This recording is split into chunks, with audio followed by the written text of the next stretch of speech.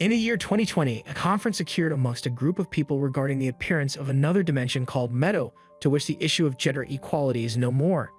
In the public high school, Kamanoj, a group of students were seen cleaning the classes, to which the teacher came to inform them to finish the cleaning before the bell rings.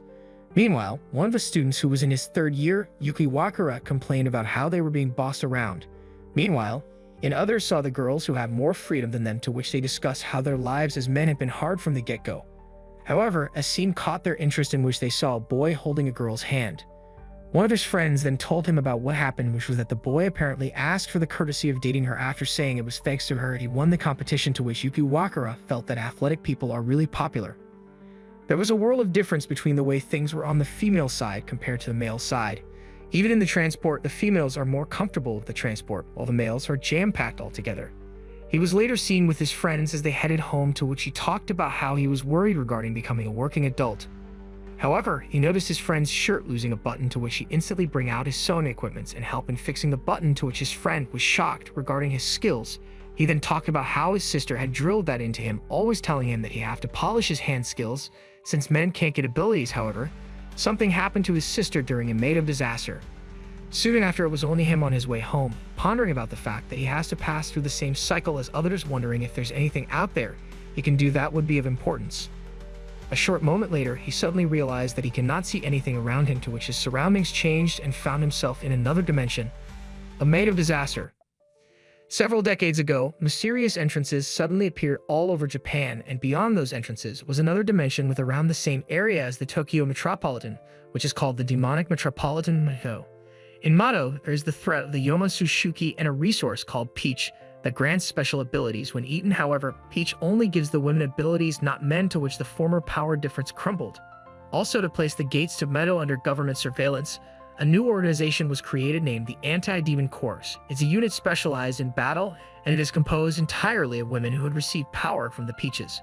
Yuuki tried to calm down and look for the manual for such situations. He got to know that in regards to Meadow disasters, the kunado that connects to Meadow, popularly known as gate, although usually affixed to one place, some of them can appear in unexpected places. Such situations happened to his sister 5 years ago, to which his sister went missing and was classified as a Meadow disaster. According to the manual, he was asked to avoid moving recklessly and wait for the rescue from the Anti-Demon Corps. But due to an appearance of a huge monster that was coming his way, he had no choice but to run for his life. The monster and its kind began to chase after him, to which he does not want to end his life this way, even though he found his life boring. Not long after, he saw a lady riding a monster appeared in front of him, who asked him to hide behind her as she faced the incoming monsters, brought out her sword and charged at them. A flurry rush of swordplay, she defeated one of the monsters easily. She then introduced herself as the chief of the 7th unit of the Anti-Demon Corps, Kyouka. Kyouka assured him to be calm. However, a multitude of monsters came running towards them. He felt that the situation had become complex, but Kyouka asked him to hop on her mount. However, there were too many of them to pass through, coupled with the slow reaction of the mount. Kyouka decided to make use of a barrier, but the barrier is about to break under the barrage of the monsters. She hates the fact that her powers are not strong enough. She is still determined to lead the other chiefs. She does not have much choice, as she decided to try her powers on men, so she asked for his name, which he told her. She then told him that there is a way for them to get out of this, but he would have to do his part, to which he agreed readily.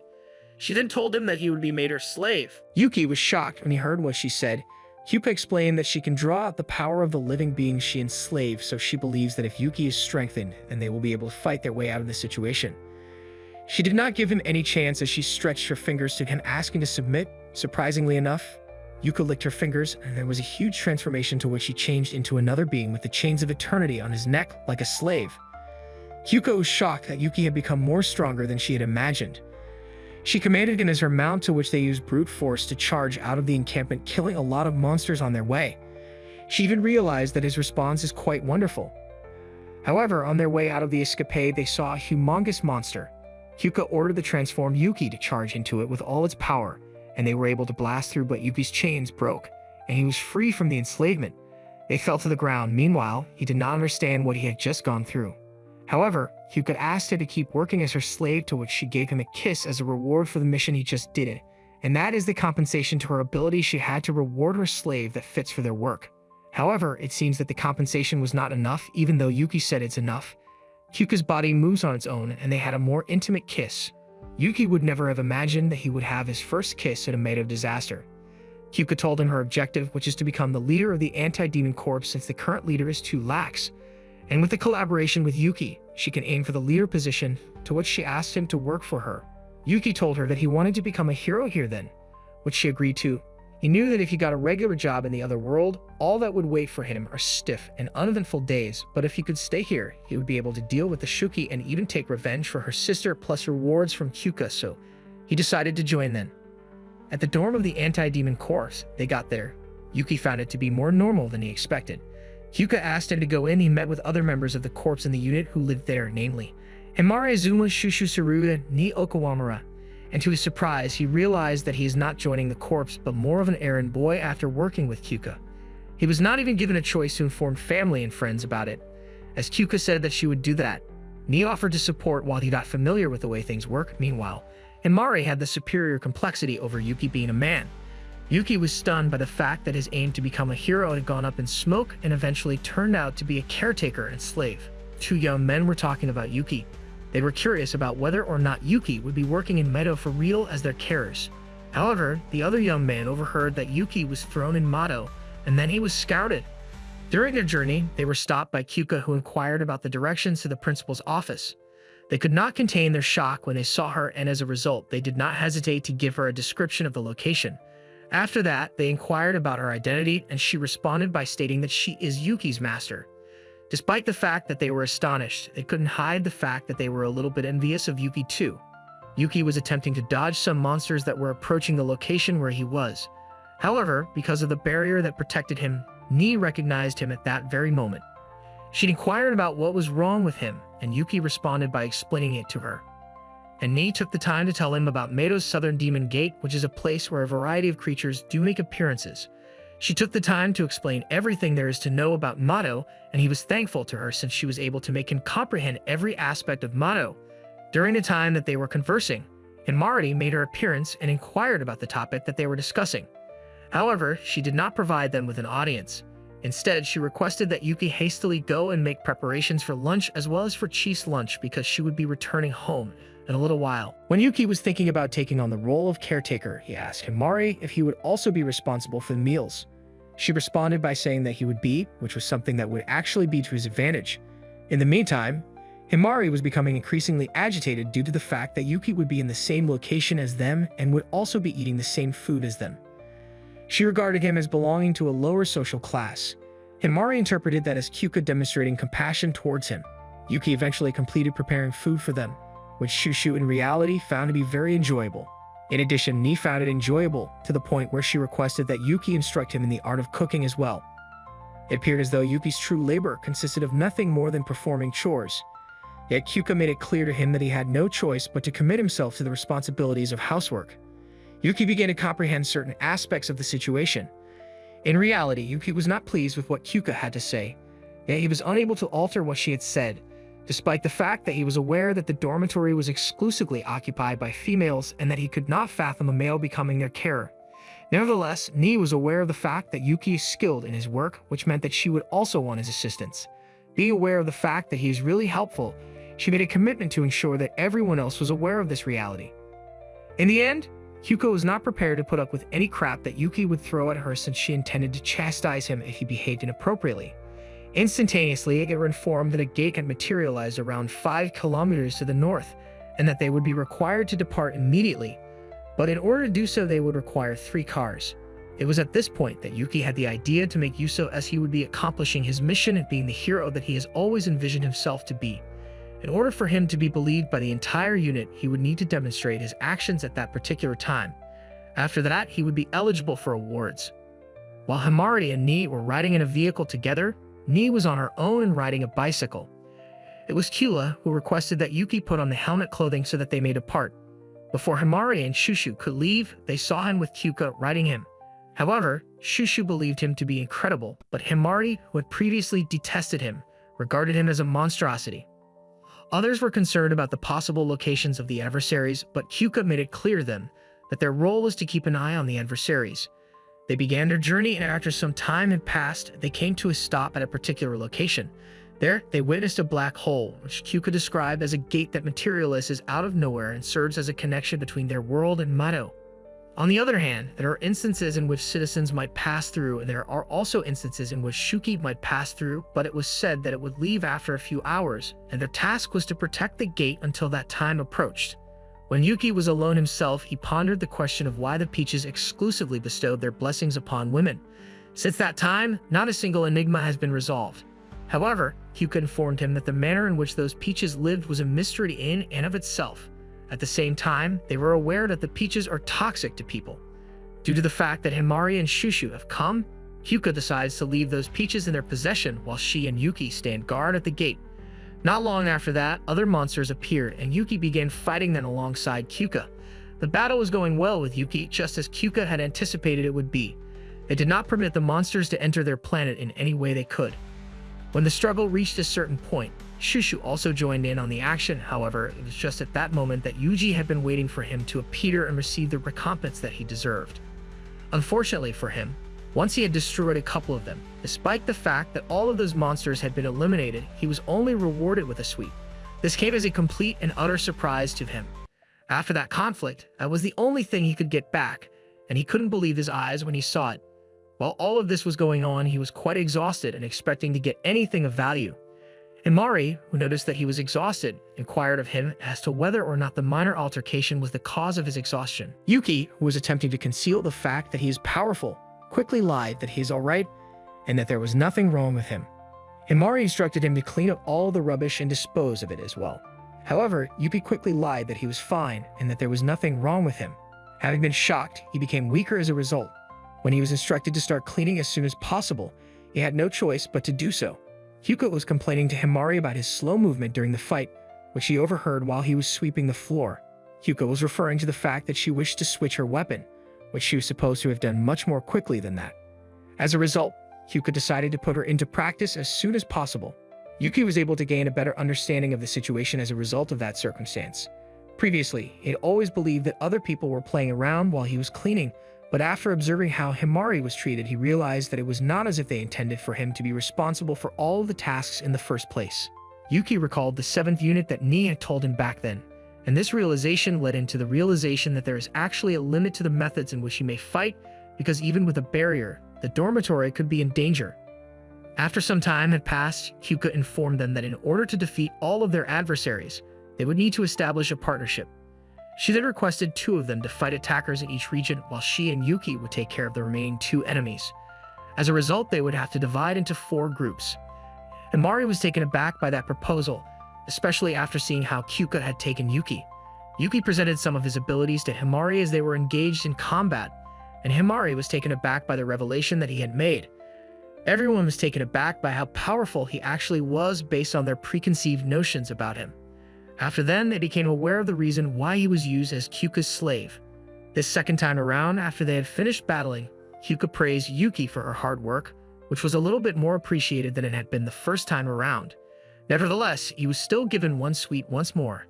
He could not believe that he would still receive the same prize despite the fact that he had put in more effort.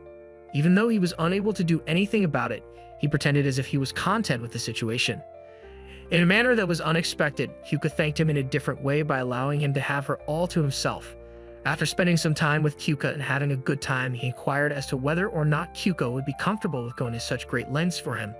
In spite of this, she was content with it, and she was prepared to do anything in order to get rid of Shuki. Despite the fact that Kyouka was also a victim of a Mado tragedy, she disclosed this information to Yuki. During the tragedy, Kyouka was the only person to survive, and she even inquired as to whether or not he had heard of the Gassen Oizawa incident on previous occasions. Upon hearing it, Yuki recalled that he had read about the catastrophe in which those monsters destroyed an entire hamlet in a newspaper. He had read about it. After that, Kyouka had a desire to eliminate all of her adversaries, and in order for her to be able to accomplish her goal, she would require strength. Despite the fact that there are some individuals who assert that the Peaches and the Shuki are objects of research, Yuki is genuinely distinct from the other individuals since he has no aim of allowing other people to suffer as a result of his actions. Kyouka was able to observe that her disdain for Yuki was remarkably low, given that the 2 of them share some goals in common. As a result, Kyouka proposed that they are capable of drawing a great deal of power, which would indicate that their compatibility is satisfactory. It was Kyouka's intention to do so, but she did not want to risk humiliation by engaging in activities with her slave, which she regarded as having the status of a dog. Yuuki was taken aback when she discovered that Kyouka had considered him to be a dog. However, he acknowledged that he was unable to alter his disposition. But Kyouka made a vow to handle Himari, who has been ordering him around, as if she were his boss. She did this because she was aware that if he worked to a certain amount, he would undoubtedly drive himself to exhaustion. It brought Yuuki joy and she was grateful for it.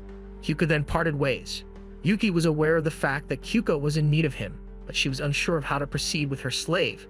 As a result, Yuuki made a plan to put in a lot of effort in order to ensure that he is able to compete with her. Yuuki also departed to take a bath, but to his utter surprise, she came into Himari and Ni in the bathtub as they were bathing. He had no idea that they would be there. She also videotaped him as a proof that she can present to Kyouka to let her know what sort of person he is. Shushu came around while he was still there and informed him that she had caught him snooping on the ladies. She also told him that she had recorded him. On the other hand, she offers him the choice of becoming her slave if he does not wish for her to disclose the photograph of him that she keeps in her possession. Shushu is currently in her room reading romantic comics, but she is not in the least bit enthused about it. She went on to tell Yuuki that she would enjoy watching swashbuckler films the most. In the meantime, Yuuki is cleaning the room at the moment. He protested to Shushu that she ought to at least clean her room, but Shushu responded by saying that he is already her slave as he was cleaning the room. Following that, she proceeded to show him a picture of him observing Ni and Himari while they were enjoying themselves in the bathroom by taking a bath. In the event that he does not comply with her regulations, she threatened to reveal it to the chief. It dawned on Yuuki that he is unable to handle it since Shushu appears to be even more insane than he had anticipated. After seeing her panties lying on the floor, which caused his face to flush, he inquired as to whether or not Shushu would be okay with him picking it up, to which he was told to simply treat it as any other article of clothing. On the other hand, just as he was going to take it up, Shushu instantly said that she would use the strange expression on his face that she had shot with her camera as evidence. After that, he observed Kyouka and Himari sparring with each other, and a Shuki appeared.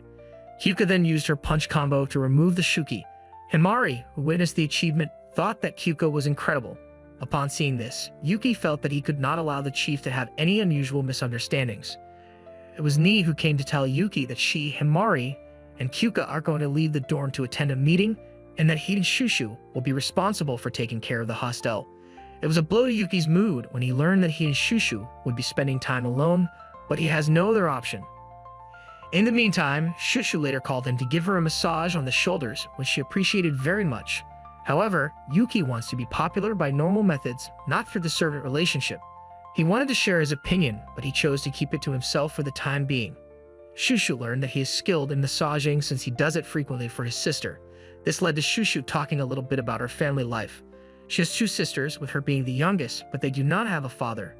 As a result, she has always attended an all-girls school and she has never spoken to a boy. It was then that she requested him to accompany her on a competitive game caretaker. She explained that ever since she arrived in Mato, she's been searching for some excitement, and she asked him to be her companion. Shushu then suggested that they should play a penalty game, and that if one of them were to lose, they would be required to remove a piece of clothes from their body. Yuuki was confident that she would do well after hearing this. Yuuki, on the other hand, was the one who ended up losing, and he was just wearing short pants at the time. And after a game, Yuuki was defeated for the second time, prompting Shushu to request that he strip down. However, Yuuki declined, stating that he was concerned about the possibility of something going wrong.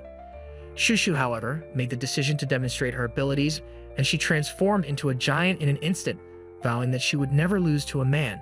In addition to pulling his shorts off, she restrained him. At that very time, a colossal Shuki materialized, prompting Shushu to swiftly return to her normal size. She then proceeded to investigate the Shuki alongside Yuuki. She then charged towards the Shuki, unleashing her talents that she had obtained from Peach, and requested him to stay behind, arguing that boys are weak. She then asked him to stay behind. Initially, she grew to a size comparable to that of the Shuki, but then she became aware that there were a great number of more Shuki. Shushu was able to defeat the giant Shuki with just one powerful punch. It seemed like the battle was over and she could relax. However, Yuuki, who was always alert, saw something Shushu did not. Yuuki quickly shouted a warning to Shushu. "Watch out, there's another one behind you." Shushu turned around, but it was too late. The second Shuki, which had been hiding, punched her hard in the back. The force of the punch pushed Shushu forward, and she stumbled a bit. She quickly regained her balance and looked at this new enemy. This Shuki was even bigger than the first one. It towered over her, and Shushu could see it was much stronger. She realized that fighting this one would not be as easy as the last. The size of this Shuki made it a much more difficult opponent. Yuki realized that Shushu was in serious danger. He wanted to transform to help her, but Kyouka was not around. He remembered that he had been able to transform before when he kissed Kyouka. Desperate to help Shushu, Yuki decided to try something. He grabbed Kyuka's clothes, hoping they might have the same effect. After trying for a while, he felt a change starting to happen. It seemed like he was close to transforming. In a final, desperate attempt, Yuki decided to lick Kyuka's stocking boot.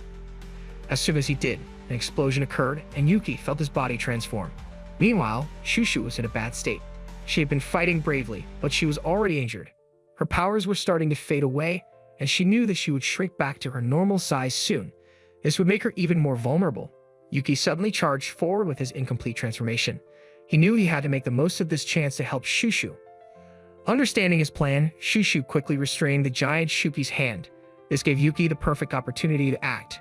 With incredible speed and strength, Yuki punched the Shuki with all his might, and it disintegrated into nothingness. Shushu was astonished by the immense power Yuki displayed in that moment. She had never seen such a powerful attack before. As soon as the Shuki was defeated, Yuki transformed back into his human form. The effort had drained him, and he began to collapse. Shushu rushed to his side and caught him just in time. Later on, Kyouka and the other members returned to the dorm. They realized that Yuki had forced himself to transform. As a result, he received a punishment as a reward for his reckless actions. Shushu was also given a stern talking to about being more careful when dealing with Shuki in the future. Additionally, she was asked to help Yuki with his chores as a part of her responsibility. However, later that day, Shushu had a private conversation with Yuki. She told him that he would continue to be her slave. To emphasize her point, she showed him a picture of him naked chasing after her. Embarrassed and realizing he was in a tricky situation, Yuki accepted his fate. Now, he found himself with two masters, trying to navigate his duties and challenges while serving both Shushu and Kyouka. The meadow gates that do not disappear have a fixed entrance and exit. However, the gates located at the dorm of the Anti-Demon Corps 5th Unit are special because they are connected to Yamagata. One day, Yuki went to meet Kyouka in Yamagata Kunado. When he arrived, he was surprised to see her in casual clothes since she always wore her uniform in Mado. Seeing her in casual attire made Yuki realize just how beautiful Kyouka was. Her usual stern and commanding presence in uniform was replaced by a more relaxed and approachable look. They headed to the train, where Kyouka had Yuki enter as her partner. In this context, a partner is a special ID that only a woman can issue to a single man. When a man carries such an ID while accompanying a woman, they receive certain privileges. As they settled into their seats, Kyouka turned to Yuki and said, "This is a good chance for you to rest until we get there. Feel free to do as you wish." She even added with a kind smile, "I have some sweets with me if you need one." Yuki noticed that even while resting, Kyouka remained fully aware of her surroundings. He soon discovered that they were heading to her hometown. Upon arrival, they went straight to a significant monument, a memorial dedicated to the victims of the Meidō disaster. This disaster had allowed dozens of demons to enter their world, but there was one demon among them who was exceptionally powerful. Kyouka remembered this demon vividly. It had an unusually large horn, earning it the nickname the One-Horned.